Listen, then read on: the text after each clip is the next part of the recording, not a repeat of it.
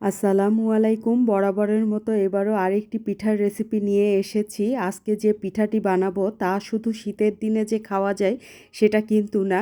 এই পিঠা বছরের যে কোনো সময়েও খাওয়া যায়। আর সেটি হচ্ছে তেলের পিঠা। তেলের পিঠা, পুয়া পিঠা বা পাকান পিঠা যেটাই বলেন না কেন, পিঠা কিন্তু একটাই। গুড়, আটা, নারিকেল গুলিয়ে তেলে দিলেই হয়ে যায় এই পিঠা। এটা এতটাই সহজ, জি সহজ, তবে অনেক ট্রিকিও বটে। অনেকের কাছে এই পিঠা একদমই সহজ, আবার অনেকের কাছে এই পিঠা কিন্তু একদমই হতে চায় না। তাই একটা পারফেক্ট পিঠা বানাতে হলে পারফেক্ট রেসিপি অবশ্যই চাই। আর তাই আজ আমি সকল প্রকার টিপস অ্যান্ড ট্রিক্স সহ পারফেক্ট একটা তেলের পিঠার রেসিপি নিয়ে আপনাদের সামনে হাজির হয়েছি। আমার এই recipe A to Z follow করে যদি পিঠা তৈরি করেন আপনারা, তাহলে কেউই নিরাশ হবেন না ইনশাআল্লাহ। এটি একটি নো ফেল রেসিপি। তাহলে চলুন কথা না বাড়িয়ে মূল রেসিপিতে যাওয়া যাক। প্রথমে পিঠার জন্য ডোটা তৈরি করে নেব। আমি একটি বড় পাত্রে নিয়ে নিচ্ছি 4 কাপ শুকনো চালের গুঁড়া। আমি এখানে বাড়িতে তৈরি করে নেওয়া চালের গুঁড়াটা নিয়ে নিচ্ছি। বাড়িতে তৈরি করা বলতে বোঝাচ্ছি মিল থেকে ভাঙিয়ে নিয়ে আসা যে চালের গুঁড়া সেটা নিয়েছি। এরপর এখানে দিয়ে নিচ্ছি 1 চা চামচ লবণ। লবণটা দেওয়ার পর এই চালের গুঁড়ার সঙ্গে লবণটাকে খুব ভালোভাবে মিশিয়ে নেব।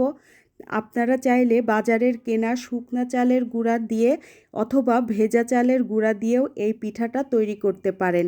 সেক্ষেত্রে পানির পরিমাণটা ভেজা চালের জন্য কম লাগবে, আর শুকনা চালের জন্য পানির পরিমাণটা একটু বেশি লাগতে পারে। লবণ আর চালের গুঁড়াটা মিশিয়ে নেওয়ার পর এবার আমি প্রথমেই এখানে দিয়ে দেব 1 কাপ কুসুম গরম পানি।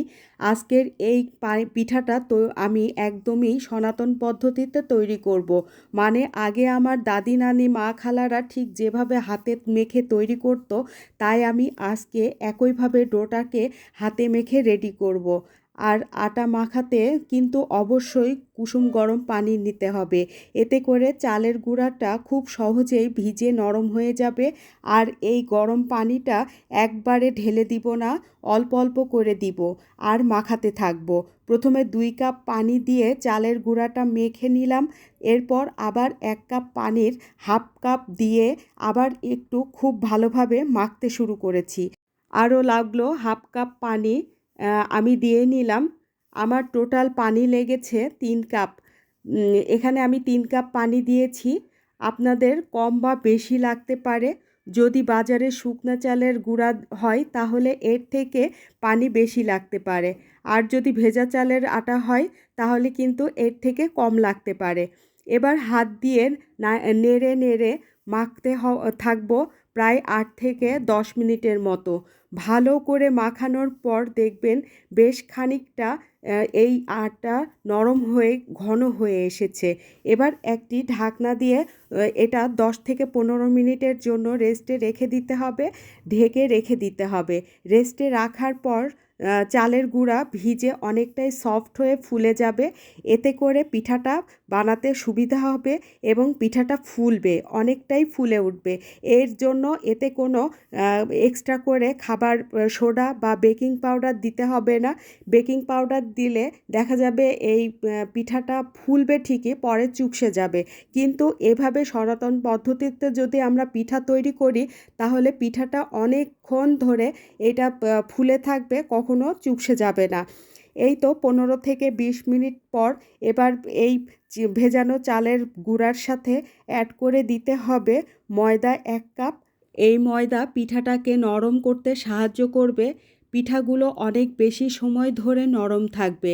টেস্ট বাড়ানোর জন্য আমি এখানে দিয়ে দিচ্ছি 1/4 কাপ গুঁড়া দুধ। এটা টোটালি অপশনাল। এরপর এখানে দিয়ে দিচ্ছি 1 কাপ কোরানো নারিকেল। আর নারিকেল ছাড়া তো পোয়া পিঠা ভাবাই যায় না। আর আগেও আমি বলেছি গুড় মানেই আমি নারিকেলটা পছন্দ করি গুড়ের সাথে। অবশ্যই এখানে কোরানো নারিকেল দিবেন, দেখবেন খেতে দারুণ হবে। এরপর এখানে দিয়ে দিচ্ছি 2 কাপের মতো খেজুরের গুড়। আমি সামান্য পানি দিয়ে গুড়টাকে চুলায় জাল করে গলিয়ে নিয়েছি। আপনারা চাইলে এখানে খেজুরের ঝোলা গুড় দিতে পারেন। তেলে পিঠা বা পোয়া পিঠার ব্যাটার অন্য পিঠার ব্যাটারের মতো পাতলা হবে না। এই ব্যাটারটা কিন্তু একটু ভারী বা ঘন টাইপের হবে। আমি আপনাদেরকে দেখিয়ে দিব। এখন আমি একটি হ্যান্ড হুইস্কের সাহায্যে খুব ভালোভাবে সব কিছু মিশিয়ে নিচ্ছি। আপনারা কিন্তু এই পিঠাটা সম্পূর্ণ চিনি দিয়েও করতে পারেন। আবার চাইলে গুড় আর চিনি একসঙ্গে মিশিয়েও পিঠাটা তৈরি করা যাবে। আর আমি এখানে যে পরিমাণ মিষ্টি দিয়েছি আমার কাছে একটু কম লেগেছে, তাই আরও হাফ কাপ গুড় দিয়ে নিচ্ছি। টোটাল আমার গুড় এখানে লেগেছে 2.5 কাপের মতো। গুড় দেওয়ার কারণে আমার ব্যাটারটা একটু পাতলা হয়ে গিয়েছে, তাই এখানে আরও হাফ কাপ ময়দা অ্যাড করে দিয়েছি আমি। 1/4 কাপ করে 2 বার করে দিয়েছি। এবার খুব ভালো করে নেড়ে নেড়ে সব কিছু মিশিয়ে নিচ্ছি। মিষ্টিটা আপনারা আপনাদের টেস্ট অনুযায়ী বাড়িয়ে কমিয়ে অ্যাডজাস্ট করে নিতে পারবেন। পিঠা তৈরির জন্য ব্যাটারটি আমার একদম রেডি। আমি ব্যাটারের ঘনত্বটা একটু দেখিয়ে দিচ্ছি। এই যে দেখতে পাচ্ছেন ব্যাটারটাকে যখন আমি উপর থেকে নিচে ফেলছি, ভেতরটা কিন্তু একটু ঘন হয়ে পড়ছে, সঙ্গে সঙ্গে মিশে যাচ্ছে না, কিছুক্ষণ থেকে তারপর মিশে যাচ্ছে।